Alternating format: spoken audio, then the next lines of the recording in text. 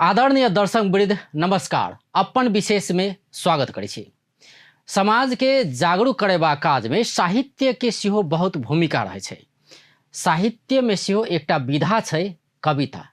कविता के मार्फत सेहो समाज के जागरूक कराओल जा सकैय। जँ जनकपुर के बात कयल जाय तो जनकपुर में साहित्यिक गतिविधि सेहो होइत आबि रहल छै। पिछला समय से ई गतिविधि और तीव्रता लेने छै। मैथिली साहित्य समाज, मैथिली विकास परिषद लगायत के जे संघ संस्था सब छै, एहि पर बहुत काज करैत आबि रहल छै। अतः साहित्यकार जन्मावा के प्रयास सेहो होइत आबि रहल छै। कियाकि हम अहाँ जनै छियै जनकपुर धाम एकटा ज्ञान भूमि छै। जे चीज सुसुप्त अवस्था में छलै ओकरा उजागर करऽ के काज सब होइत आबि रहल छै।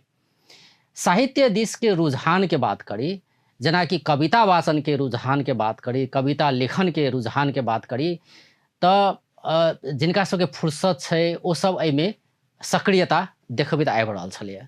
लेकिन किछु एहनो व्यक्ति छै जे आन प्रोफेशन में या कहीं मेडिकल सेक्टर में छै, लेकिन अहू दिस एकटा इंटरेस्ट देखा कऽ एहि दिस आकर्षित भेल छै आ कविता वाचन लगायत के गतिविधि में संलग्न रहल छै। एहने एक गोटे छै डॉक्टर वीरेंद्र कुमार झा मुनि जी। आइ अतिथि के रूप में आयल छै मुनि जी।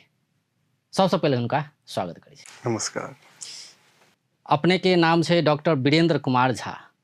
अब मुनि जी कहि कऽ पिछला समय में अहाँ साहित्यिक गतिविधि में कनि बेसी ध्यान दऽ रहल छी। ये मेडिकल प्रोफेशन में लागल व्यक्ति फिर एहिमे किया प्रवेश केलिए?